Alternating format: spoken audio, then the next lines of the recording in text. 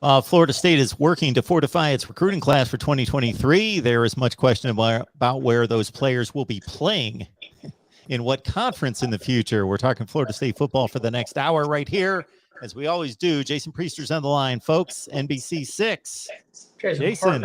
Jason Parker is on the line. I'm sorry. We got Jason Priester coming on. I got Jason Priester in my mind from just That's fine. seconds ago telling Jason Parker, that Jason Priester will be joining us a little bit later to talk Clemson and Florida State to the SEC. It's fine. Okay. You got another Jason in your world. It's okay. I redeemed myself. I hope. Thought I was the one Jason in your world, but that's okay. Quick question for you, Mark. Just asking for future reference. What's the weather like in Columbus, Ohio, Ann Arbor, Michigan, East Lansing, Michigan around November? Just asking. Well, in Columbus, Ohio, it's not anything close to what you would consider nice, but it's not nearly as bitter cold as it is in those other locales. It's usually 10 or 12 degrees warmer than those other locations. Okay. Just asking. I have a feeling we'll be talking about that. We could be talking about that. That could be interesting because I think most people have Florida State's destination southward, but look at college football. Geography doesn't much matter anymore. Nope, it does not. Well, let's go with the news of the day or the week here, because Florida State has been floundering on the recruiting path. People are getting 3-star fatigue, but fortunately, we were able to celebrate an interior offensive lineman, one of the best in the country, a week ago in one Roderick Kearney. And then this week, it's one of the top 10 defensive linemen in the country out of Alabama, Absolutely. KELDRIC FAULK.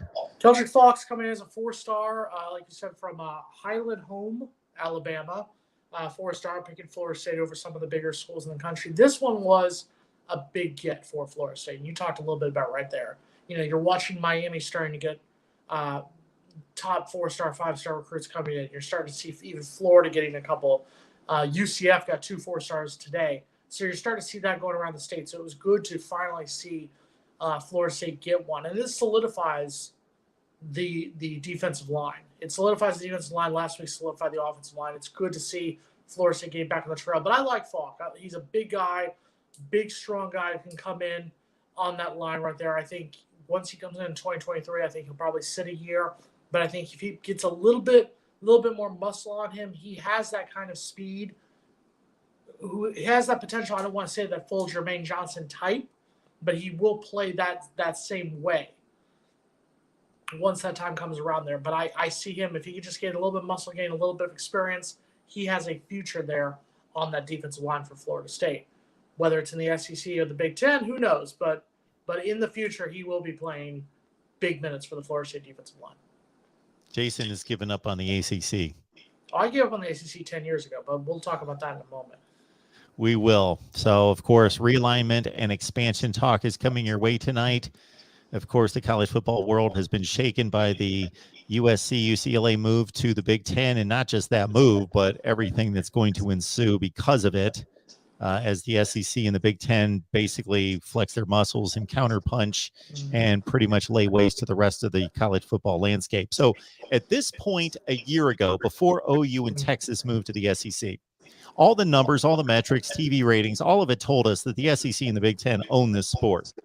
If for just those people that watch playoff football in January, they would think that the SEC owns the sport. But if you pay attention to the money, you know that the Big Ten and the SEC own the sport.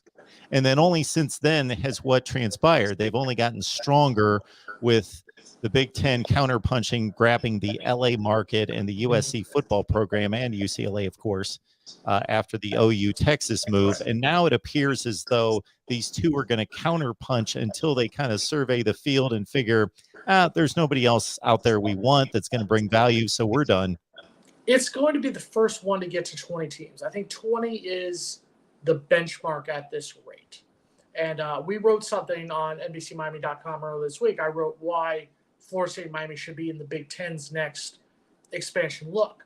And I know there's a lot of Florida State fans. There's probably a lot of Florida State people in this chat. Your driver drove into a wall there, Dale Earnhardt. But there's a lot of people who think that Florida State should just stay in the SEC, stay in the Southeast. To me, the Big Ten is the spot for Florida State. right now for Florida State, Miami, and Clemson. And what they need to do together is Florida State, Clemson, and Miami need to band together on this one. Because without a doubt, yes, Clemson is the winningest school in the conference over the last 5, 6, 7 seasons.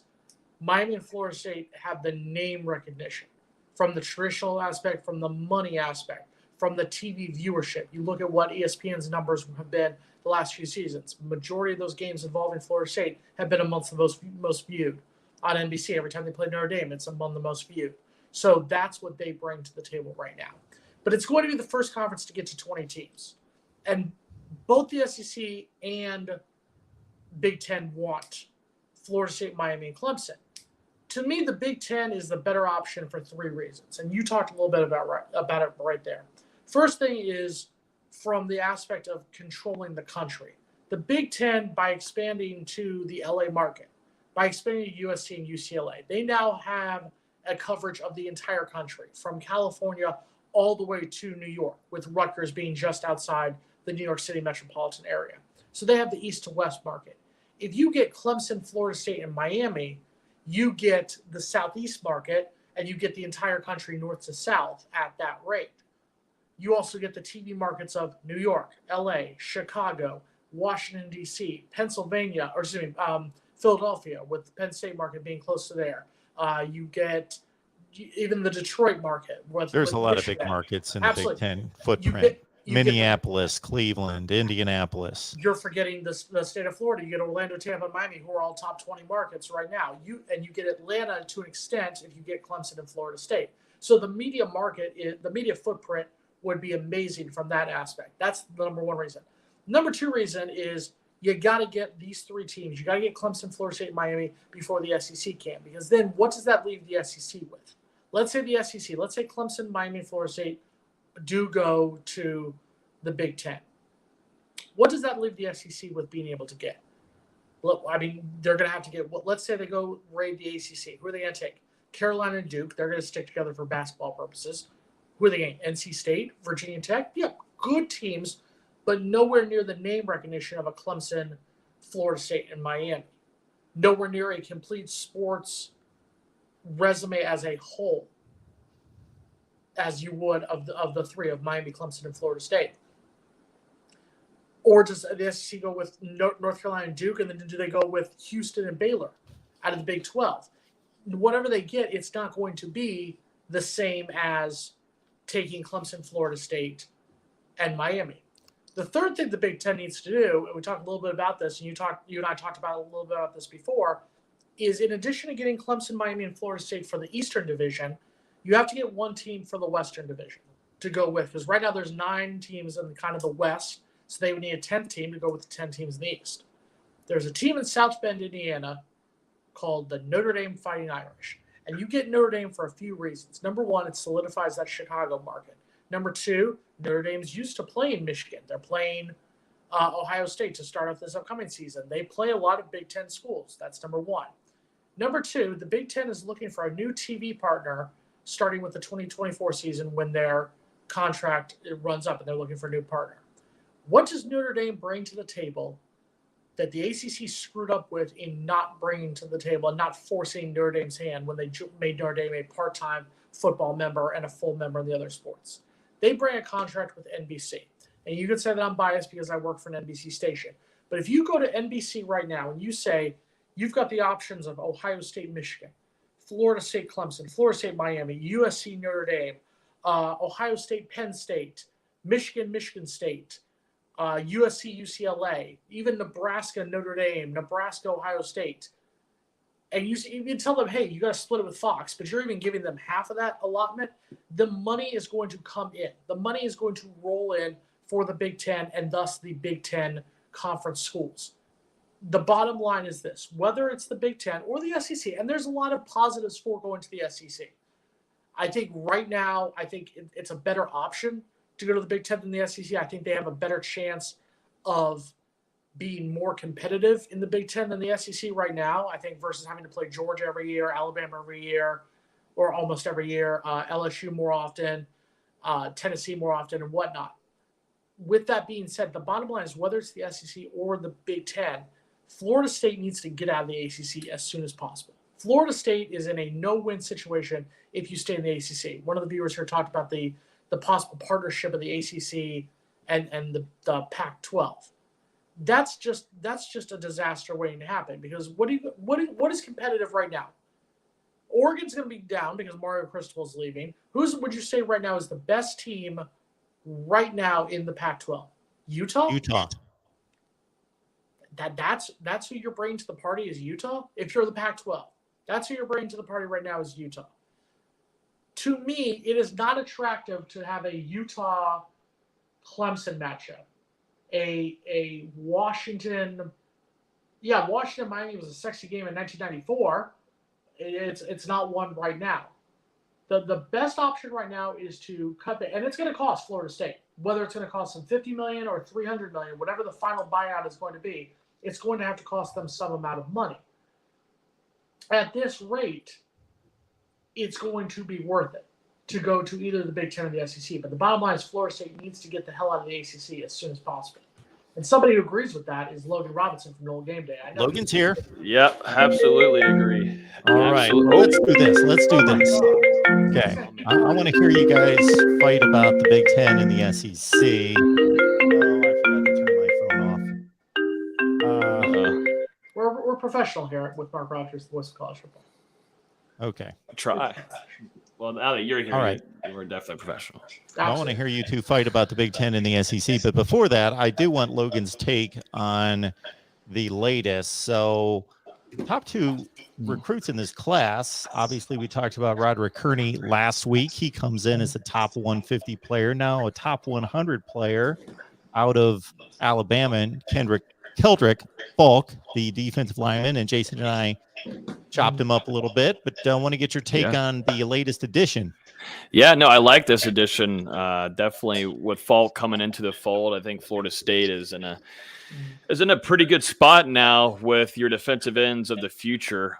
You got Mongreen Jr. now on one side, then you're adding KELDRIC, FAULK, and you've still got more in the fold too, currently on Florida State's current roster. But this is one where Florida State did a really good job in recruiting Coach Pap. Also, Coach Austin also did a really good job in this recruitment. A lot of people thinking, give some credit here to Odell, but this one really goes to Coach Pap for bringing him in from Alabama. It's not easy to do that with some of these targets, as we know, definitely with them deciding usually to go to the SEC route to either Tuscaloosa or going over there to Auburn. And Florida State comes away with a win here. I think this is a pretty good addition here for Florida State and on defense. And they see a lot out of him. They were able to get that visit very late there, and that's so far helped them in a good amount of ways. We'll keep an eye on a few other targets like Lucas Simmons, who Florida State is really heavily after and would be huge get for that offensive line, continuing to build there after they just landed Kearney. But FAULK is a guy that they feel like has a lot of Jermaine Johnson in him. And that's starting to become kind of a recruiting tool, I think, for Mike Norvell and Adam Fuller on defense. Hey, we can develop you, we can push you, even if you are a one-year guy like JJ was.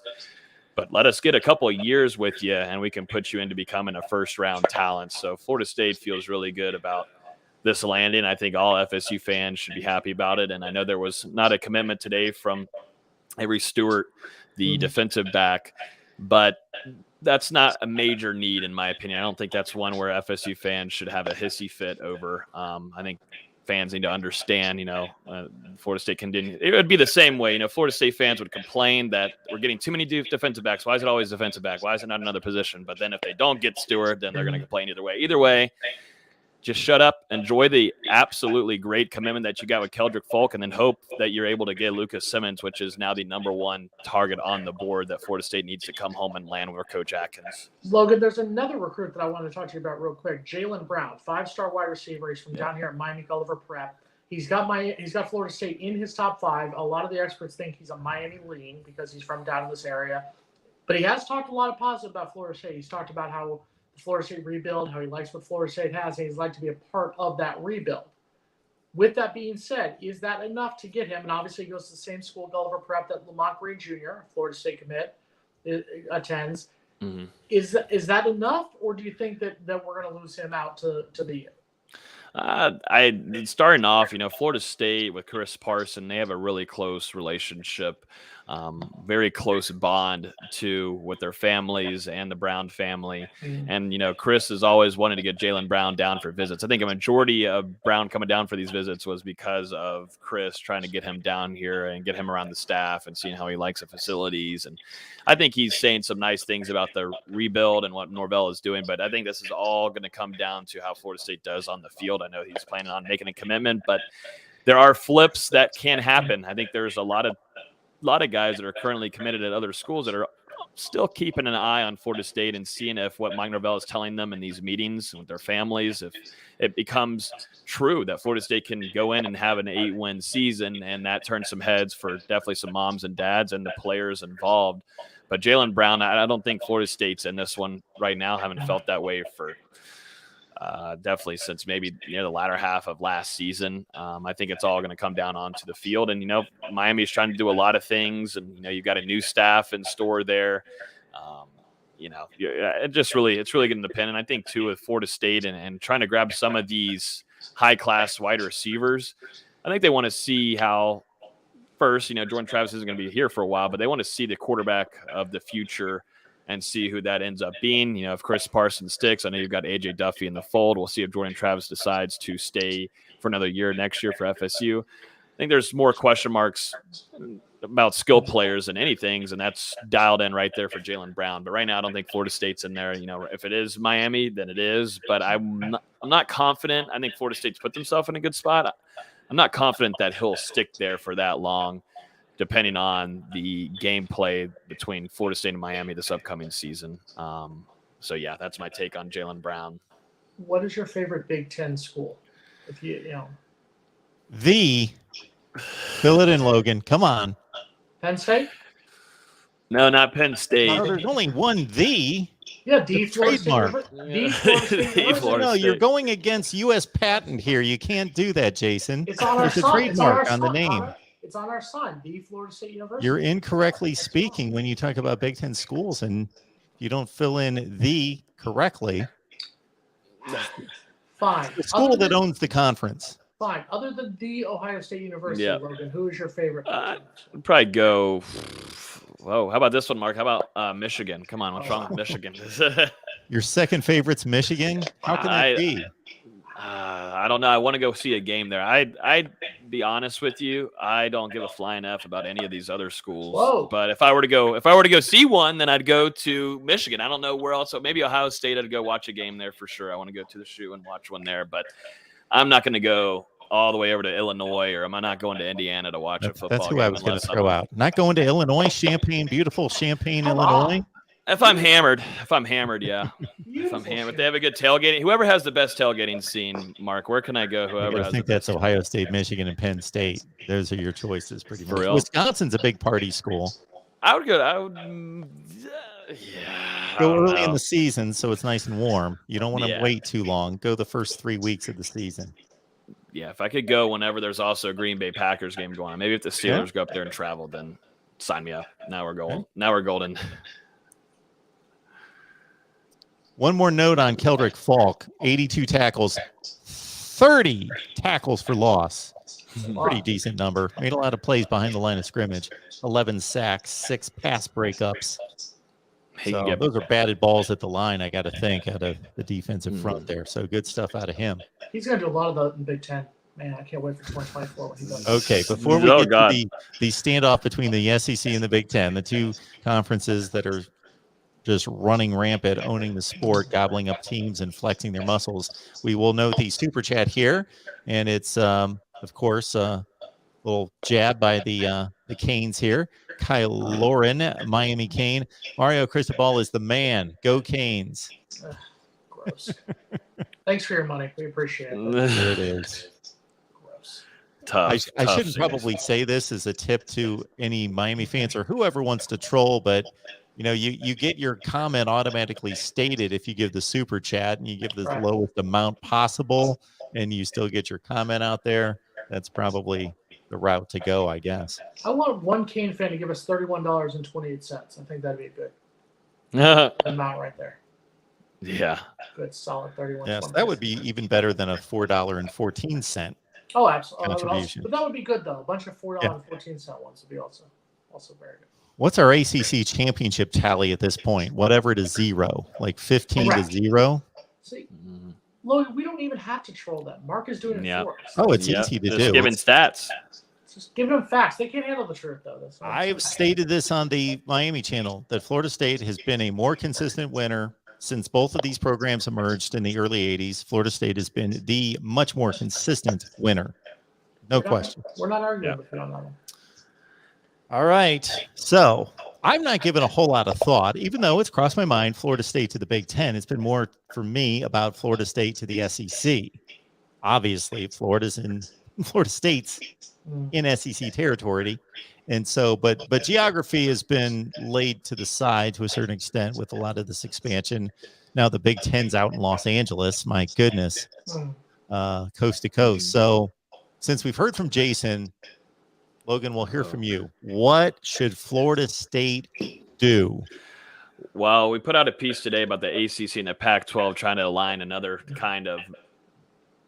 alliance crap. You know, we heard about that months ago, and that was just silliness. I mean, that was just something to be like, hey, we're going to hold hands and try to compete with SEC. SEC is going to do whatever they want, and they're not to interrupt, Logan, but the Big Ten obviously didn't no stay true to the alliance. Man, they take the two biggest schools out of Los Angeles. Yeah, bye. And so so now you're just kind of screwed the ACC and Pac-12, and what the ACC is going to probably do is just put themselves in a really bad spot to where now the SEC is going to come in. They have the money to do it and just come in and grab teams like Florida State. They can grab Clemson. If they wanted to, they could grab Miami.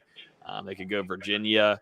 You know, they can do kind of whatever they want. I think that's what's going to end up happening. I don't think Florida State, at least the ACC, is going to be able to fend off all of this. I just don't see that. And it makes sense for more of FSU to take this offer. You know, it just depends. You know, you look at Alford and the athletic director and what he's been progressing. There's been a lot more movement, just both physically and internally, that we've seen on Florida State's campus across all sports, not just football, that things are being done that should have been done years and years ago.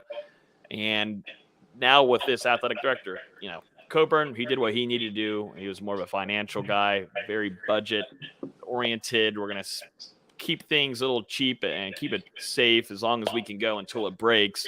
Alfred's definitely a progressive guy, and so I would imagine that if he had any kind of chances or conversations with the SEC, and depending on all of these contracts and revenue rights, ESPN, whatever has to do with the ACC, I think something could be maneuvered there where Florida State does end up getting picked up. I don't see where Florida State I don't see where the ACC and the Pac-12 so you're talking East Coast and the West Coast going to try to combine and do something and have their own little championships in Las Vegas.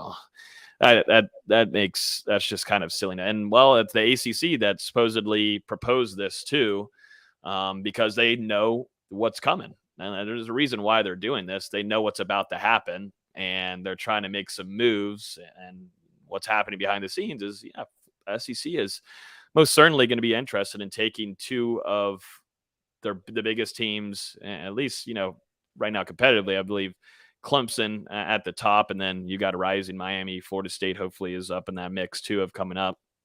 They're in a bad spot, Mark, don't you think, for the ACC moving forward? It's a sticky situation.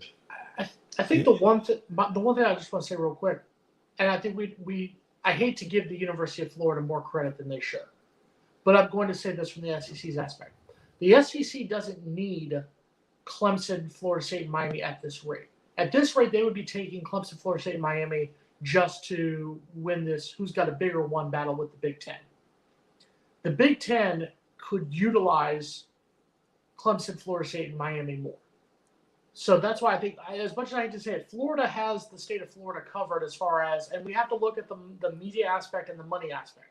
Florida has the state of Florida for the SEC right now. So adding Miami and Florida State, they don't need us as much as, let's talk about staying broke. You guys have no money at the University of Miami. You're still trying to pay for a medical school. But okay, let's talk about who has no money, Mr. HD. But right now, that's why the Big Ten, and I'm sorry, the Big Ten has more money at this rate because you have two guys. You have Stephen Ross, who's worth $8.4 billion, who's one of the biggest boosters for the University of Michigan. And you have the owners of Under Armour, a company worth $4.2 billion, who are alumni of the University of Maryland, also a Big Ten school. They have the money that can give us a buyout at this rate. I'm saying, of course, the SEC can find the money, but the Big Ten has the money. And the money they can get off that TV contract of having a a nationwide conference of schools. Imagine your cross-divisional rival is Florida State, Nebraska, Notre Dame, Miami. You have that on a yearly basis, in addition to those other games I talked about.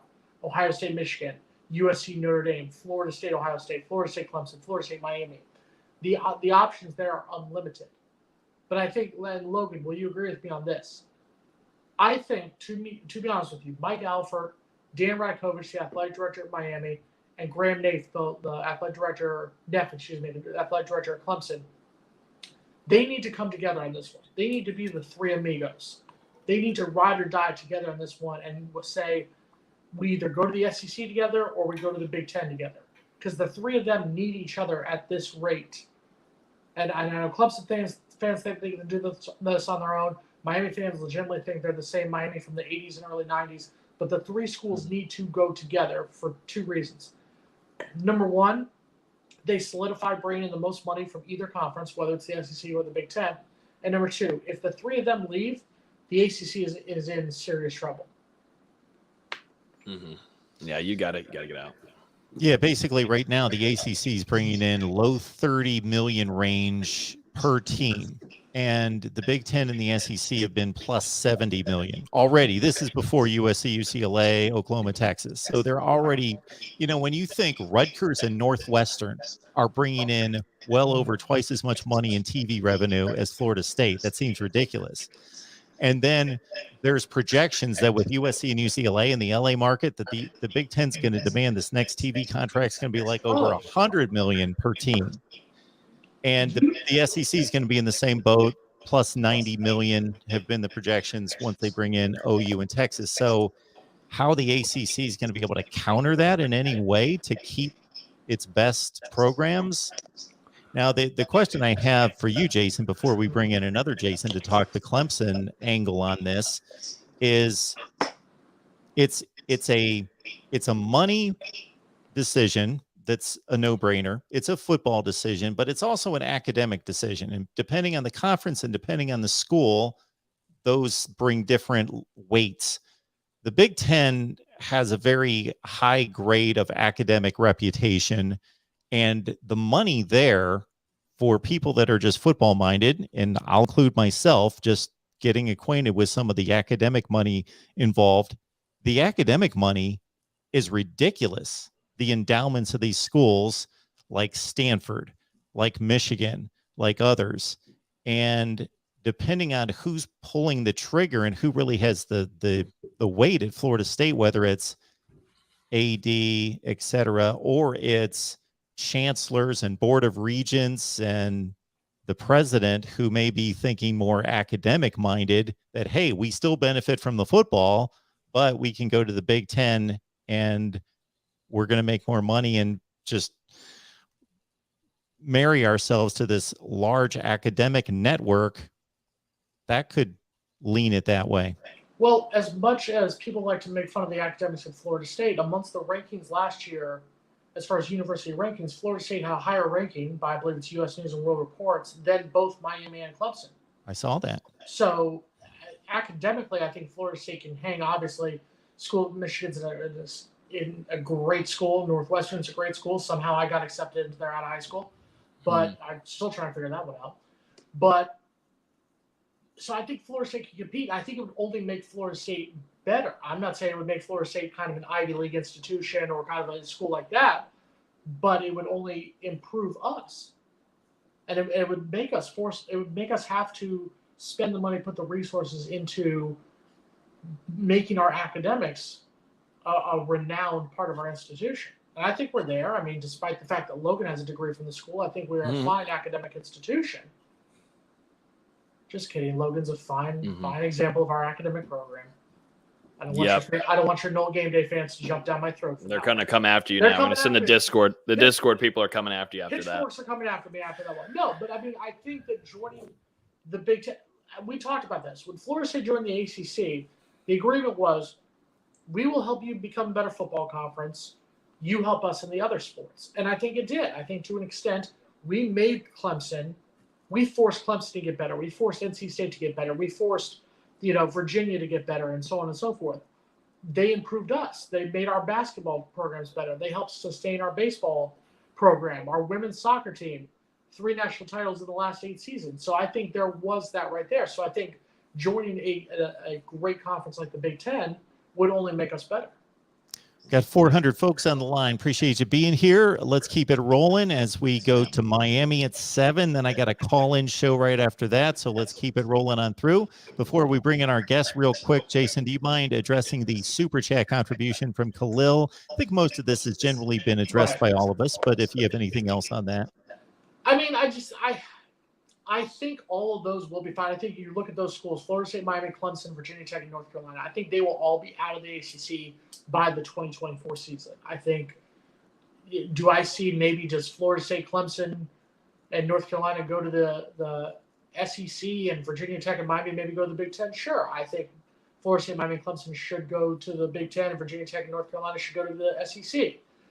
I think at some point, I think you're going to run into a situation where you're going to see as many as 7 of the 14 members of the ACC will likely be gone by the 2024 season. And that's where the question comes in. Does the ACC just cut bait, or does the ACC try to go after some lower schools like a USF, like an FAU, like a Coastal Carolina, like an Appalachian State? Don't get me wrong, Appalachian State's a good program, but do they go after schools like that to replace schools like Clemson and Florida State? Because, I mean, you can't replace the 2 Jasons. Let's just say that. Well, I will say that for the better part of a decade, Florida State and Clemson have owned the ACC and raised the entire conference. And now Florida State's been down for about 5 years, but that was the game of the year for a long time. And, of course, these have been the 2 programs that have lifted up the conference going back to around 2010, 2011. So the original intent here, Jason and Logan, was, there's not much to talk about in June and July. We're going to go through the schedule and bring on media contributors to talk about the matchups coming up this fall. And then suddenly, boom, all hell breaks loose and college football's, destabilized. And we're talking all this other business. So it makes sense that not only do we talk Clemson football, we got Jason Priester here from allclemson.com on SI to talk about the Clemson Florida State. Are they joined at the hip to go to the SEC or maybe the Big Ten? Jason, how you doing tonight? I'm doing just good, man. I'm just fine. How about you guys? Doing well. Appreciate you being here. We're doing great. Once we leave the ACC, it will be fun. It will be phenomenal. Touche. Jason, if it's okay, you see your name for the first time on one of our Voice of College Football banners in Seminole Garnet. Sorry about that. That's just the way it works. I can live with it as long as it's not Gamecock Garnet. I'm okay. There we go. Okay. There we go. Jason, thank you for joining us. I guess my first question to you would be this. We've talked a little bit about that. Obviously, the reports are, Clemson and Florida State leaning towards the SEC. The SEC wants them. I still think that they should go to the Big Ten. I think the Big Ten should take Clemson, Florida State, Miami, and make it a nationwide conference. From your perspective, where do you see, and just looking at Clemson, what is the best spot for Clemson to be at in the future? The best spot is out of the ACC, no matter if it's the SEC or the Big Ten. But I kind of agree with your line of thinking. I like the way Clemson fits in the Big Ten. I know the SEC provides the regional matchups and less travel for fans and all that stuff. But when you get outside of all that, I like the fit better in the Big Ten. That's just me personally. It expands the Big Ten's footprint, much further south than what it is now. But again, that's just me. I've kind of been predisposed to hating the SEC over the years, and I'm sure bias plays into that a little bit. I'll be the first one to admit it. But at the end of the day, though, I think there's going to be at least 4, maybe as many 6 ACC teams within the next couple of years that bolt, and I don't know where they end up. But to me, that's the only question is what teams end up where and what's left of the ACC, and is there an ACC left by the time 2025, 2026 rolls around? From what happened last season, we're entering a year. This is going to be the first season since 2011 that neither Florida State or Clemson is the defending champion at this rate. What is the mood like right now in Clemson, coming in the first time that Clemson is not the defending ACC champions in 6 seasons? You know, I think Clemson fans last year were not prepared for the way the season played out. They've gotten so accustomed to getting elite level quarterback play over the years with Deshaun Watson, Trevor Lawrence, and just are not used to watching a quarterback struggle the way DJ Uiagalelei did a season ago. And it's a different kind of feeling around the fan base. You know, you got some that are worried that Dabo Swinney's going to stick with a struggling quarterback and not give the stud 5-star freshman a shot. Then you got the other side of the fan base who thinks the 5-star freshman is going to come in and beat the veteran out before the season even starts. I mean, it's kind of weird. But from what I can tell, the defense it still gives much of the fan base a lot of confidence that Clemson can get back and compete for the Atlantic Division again this season, because that defense, it should be one of the best in the country. That defensive line, it is talented, it's deep. It might be one of the best in the country, could be the best in the country when it's all said and done. Just got to stay healthy, you know, and that goes for every team, but especially for Clemson coming off the injury-riddled season they had a season ago.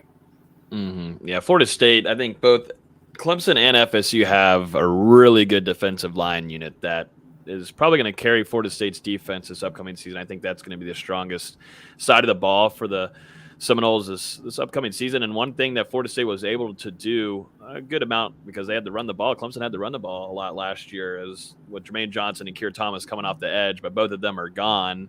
And now you bring in guys like Jared Verse. You've got Derek McLennan, who's been on the roster for years and years now and finally getting a chance to potentially now be a starter.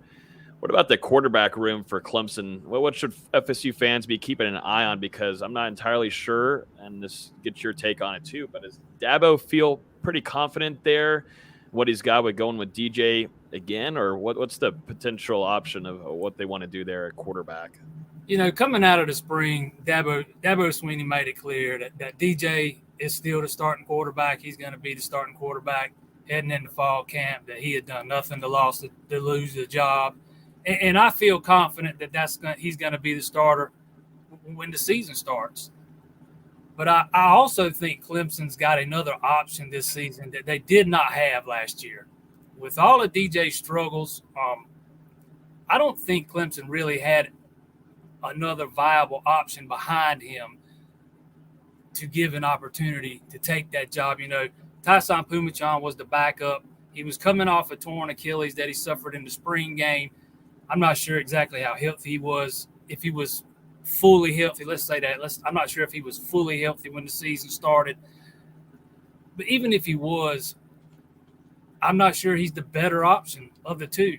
I think Clemson has a guy this season that if DJ continues to struggle, that Dabo Swinney will not hesitate to give a shot. Cade Klubnik has all the makings of a fantastic Power 5 quarterback. He's mobile. He's got the arm strength. He can throw on the move. He's accurate. You know, a lot of the things that DJ struggled with last year. So while I think DJ is going to get the benefit of the doubt to start the season, I don't think the leash is going to be all that strong. And if he struggles, I definitely think we see Klubnik get an opportunity. And if he ever gets his opportunity, he might not ever let go of it. To me, the only question with him is durability. You know, he's a freshman. He came into the spring at 185. I think he'll be pushing 200 by fall if he's not already. I saw him about a month ago. He looks like he's already there. You can tell he's been in the weight room a lot. But to me, that's the only question is durability when it comes to Klubnik. But again, if he gets opportunity, he might not ever let go of that job. Last season, we talked about this a little bit. Last season was the first time that Clemson didn't win the ACC since 2014. First time they didn't make the playoffs since that 2014, since that inaugural playoff year. So, two-part question for you. Number one, how much pressure is on DJ right now at this point to get Clemson back into that playoff argument, to get them back and winning the ACC? That's the first part of the question. And the second part, we all know about DJ. We all know what he's capable of. When he's on, he's on.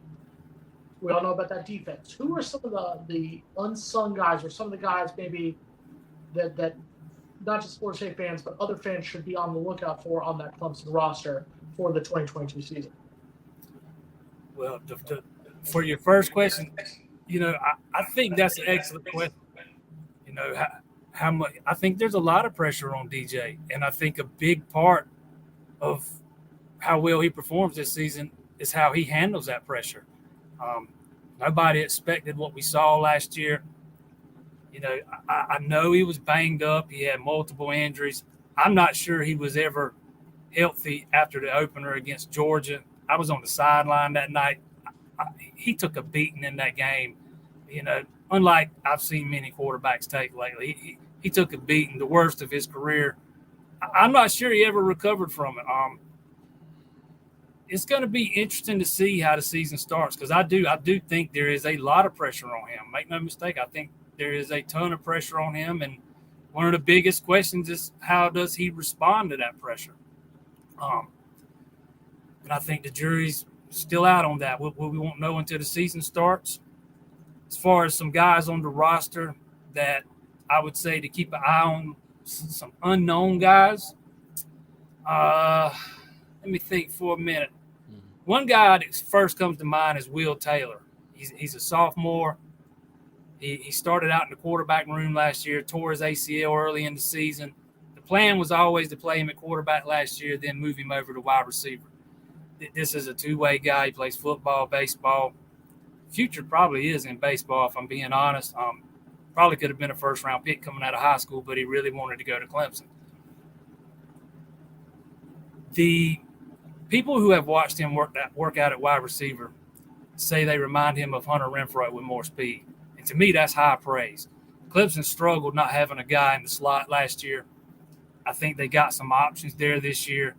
And Will Taylor is a guy that I would definitely say is a name to maybe know. On that defense, I'm going with Jeremiah Trotter Jr. He's another sophomore. Got his feet wet as a freshman last year. He's a linebacker. Clemson's losing 11 years of experience at linebacker, you know, at strong side linebacker and at weak side Mike, or middle. Clemson calls it Mike, but the middle linebacker, and James Skowski and Balin Spector. They had 11 years of experience, and that's a lot to replace. I don't know if Trotter is going to be the starter coming out of fall camp. Wouldn't surprise me if he was, but, you know, Dabo Sweeney, you know, he likes to give his more senior guys the benefit of the doubt, and we might see McGuire start out there to start the season, but I think it's going to be hard to keep Trotter on the field. I think he's that good. He's the son of Jeremiah Trotter, former Philadelphia Eagle. His football IQ is off the chart. Like I said, as much experience as Clemson's losing at linebacker, I think they're going to be faster and more athletic with guys like Trotter and Barrett Carter, who is another sophomore. He's going to be playing that Sam spot and kind of the strong side spot in Clemson's defense. I talked about Clemson's front four earlier, defensive line, but it's really the front seven. I think Clemson has just got a loaded front seven, and I think that linebacker core could be scary as fast, as much speed is in that room right now. But those are two guys that jump right off the top of my head. have a quick question, nice and simple. Is that Shipley kid still going to be playing this upcoming season? FSU fans, not a big fan of what we had to endure during that game where Florida State just could not stop Will Shipley running down Florida State's defense all throughout the game. I don't think if Shipley wasn't on the team, I think Florida State comes away and wins it. But goodness gracious, do we need to watch out for Shipley? If he wants to take October 15th off, that'd be great. He was only a freshman, just a baby, Logan. Oh, great. Nightmare. Yeah. Bye. See you, Mark. Yeah. I'm getting off. Yep. True freshman last year, so he's got 2 more years left at least, and I think we are just scratching the surface, as far as his potential. He really started coming into his own over the final 3-4 games last season. After that Florida State game, actually, which was kind of his coming out party, if I'm remembering right. But yeah, I'm real high on Will Shipley. He's got the speed. He can run between the tackles. I think he's got to be a little bit better catching the ball out of the backfield. But I think Clemson's going to have a 3-headed monster at running back. They've also got Kobe Pace, a redshirt sophomore, kind of a kid that kind of came out of nowhere, came in the same recruiting class as DeMarcus Bowman. And Bowman being the 5-star guy got all the attention. But it's Pace who has done all the producing. And last year, along with Will Shipley, Clemson had another freshman by the name of Phil Maffa, who I think might be the most well-rounded back on the roster. He can do it all. As far as, I'm trying to think how to say this. I guess let's just say well-rounded, all-around back. I think Maffa's got maybe a little bit more potential than both of the other guys. And that's saying something because we all seen what Will Shipley can do. The plan was actually to redshirt Maffa last year, but with Lynn J. Dixon transferring out and some injuries, they had to take that redshirt off of him. He got his feet wet. But he spent all spring taking all the first-string reps because Pace and Shipley were held out, still recuperating from injuries they suffered last season. Neither one of those guys were 100% at all hardly last season, like everybody else on the Clemson roster. They had to push through and play with injuries. So I know everybody plays with injuries, but it just seemed like it hit Clemson a little harder than it does most teams last year. I've honestly never seen anything like it. Final question from me. Looking at your schedule for this upcoming season, obviously it's very nice for Clemson in the first half of the season. Probably the toughest games are at Wake and NC State at home, which at the surface, I know that you lost to NC State last year, but still, it's a easier first 6 games. The second half of the season, you go to Florida State, you go to Notre Dame, and you got Miami at home before finishing off the year with South Carolina at home. On the surface, as a Clemson fan, as a Clemson, somebody who covers the Tigers, how important is it for Clemson at this rate to start off that season undefeated, knowing what that second half of the season has in store? I think it's extremely important. I think that North Carolina State game has been circled on the calendar for a while. Last year was the first time Dave Dorn had ever beat Clemson. They've got to come to Death Valley this year. You got to go way back to find the last time North Carolina State won at Clemson. I want to say it's like 2002 or something like that. I can't remember for sure off the top of my head. But it's been a long time since North Carolina State's won at Clemson. And I think that game is definitely circled onto the calendar the way, and I get why Dave Dorn was celebrating and all that, but, it probably wasn't taken very kindly to inside the Clemson locker room. But I think it's extremely important because the back half of that schedule, you got Miami. I think Florida State's on the back half, not the front half, if I'm not mistaken, and that trip to Notre Dame. So yeah, I'm with you. I think it's extremely important, especially if you want to set the tone early in the season and establish yourself. Say, hey, last year was a bump in the road. We're getting back to where we were. This is still our ACC. I think you need to set that statement. I think you need to make that statement. You need to make it early in the season. I don't think dropping an early game does that. It's going to be so much fun playing you guys also in the Big Ten. We played each other for 30 years in the ACC. We're going to go to the Big Ten together. It's going to be so amazing. Yes, I'm already planning this. We're gonna be in Columbus, Ohio together. We're gonna be in State College, Pennsylvania. Logan's favorite place, Bloomington, Indiana. It's gonna be amazing. Hey, I've already been thinking about some of those bucket list trips too. Don't worry, you're not alone there. Definitely Hey, attractive. maybe I'll show up too. Whoa. Oh, If you're coming up this way, Whoa, sure. whoa. I'm hopefully getting to go to South Bend for the first time this season, so we'll see how that. Hopefully that works out. Hopefully. That'll be fun. I see this as the son of a New Yorker. I'm gonna pass on the trip to Rutgers, though. I think that's one we can pass up on. I think I might pass on that one with you. Okay. Hey, somebody's gonna have to make it. Somebody's gonna have to go, huh? They still play football at Rutgers. Clemson at Rutgers, sure. There you go. The home of college football, the birth of college football there at Rutgers. Absolutely. Piscataway, it's beautiful. A November 20th trip to Piscataway, New Jersey. Nice cold rain, like 36 degrees. Doesn't that sound good? Oh, sounds Hard delicious. pass. Okay. All right. All right. I thought I could sell you. I'm more inclined to enjoy that Florida weather, even though I live in South Carolina. Mm-hmm. We both have some good weathers. Yeah, I hate the cold. Jason, we appreciate you joining us. Maybe we can get you to come on again before our game on October 15th. Absolutely. Hey, anytime, man. All you got to do is ask. I enjoy the stuff y'all do. Keep it up. Yeah, Thank you, shout Jason. out Appreciate to you. our Clemson site over the SI. Those are our guys. All right. Yeah, good stuff. We got a fellow SI guy in here for Logan. Yep. All right. Need to hit on a few things here. Logan's got something coming down that we need to hit on. And of course, everybody's been waiting. That's why we got 400 people on the line. Jason's hot take is coming up. As they should. Well, do I go now? Or yes, you go. I'm up.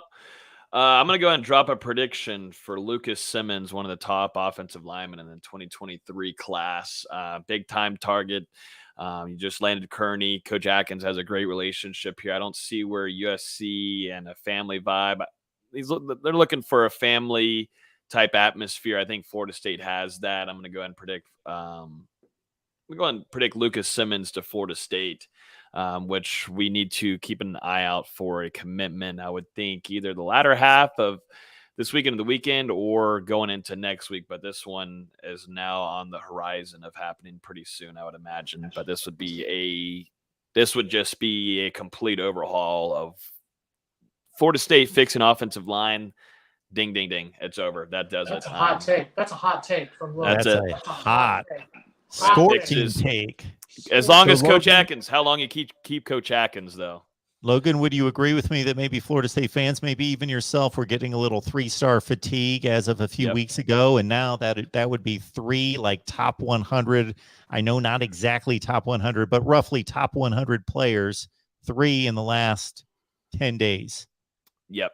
Yeah, that would be just fans going overboard and just going crazy. Yeah, this is 6'7", 300 pounds. International guy, but now, in Clearwater, goes to Clearwater Academy International 2023 class. Like I said, the teams to keep an eye on are Florida, the USC, Tennessee, but there's a reason why, they laid down and had that last visit with the Seminoles and Coach Atkins. Just the kind of buzz from starting this week, and now we're getting close to when he plans on making that commitment. I talked with a source today inside the program, said they don't have a time or day when they're expecting for him to announce, but the program does feel good. But I'm going to go and drop a prediction for Florida State to land Lucas Simmons, which would that's a great way to start off fall camp in a few weeks, which are only 3 weeks away from today. 3 weeks away from today. You also took up a lot of time there. Your hot take took up a lot of time. So quickly, Jason's hot take number 3. Okay, here it comes. Are you ready, Mark? I'm ready. Third edition, Jason's hot takes. Florida State has not had a month where they've gone undefeated in a long time. I believe it's been the 2016 season was the last time Florida State had a month where they went undefeated. Okay. I already told you last week that I think they lose to NC State, so that takes out the month of October. I said they went 4-2. We'll talk about in the future where I think at least that second loss will come. But I am willing to say without a shadow of a doubt that Florida State will go undefeated in the month of November this season. I already said I think they beat Miami and Florida, where they both play in the month of November. I think that they beat Syracuse, and I think they beat Louisiana Lafayette. So I think Florida State, for the first time since 2016, goes undefeated in a month, when they go undefeated in the month of November. I'm starting to put this together. Are 4-0 you? to close the season. And then I heard 4-2. So 4-2 was through October That was for the first 6 games. for the first 6 games. Now, So does there's a 2-game gap in there somewhere to complete. This is starting to point toward like 9-3. Maybe, but we'll tell you next week, because next week I'm going to feed right into Logan thinking I'm a pessimist. I'm going to tell you 2 losses that Florida State will have in common. So stay tuned. Come next week. Gonna have in common with who? No. They'll 2 of their losses will have something in common over the course of this season. So they can't all be sunshine and rainbows, Logan. I'm guessing those 2 losses, they're gonna have less points than the opponent. That's bold. That's bold, Okay. Mark. All right. There you heard it from Jason. There is going to be an undefeated month for Florida State football this year for the first time since 2016. Get hyped. When the Seminoles won the Orange Bowl and finished in the top 10 in the nation.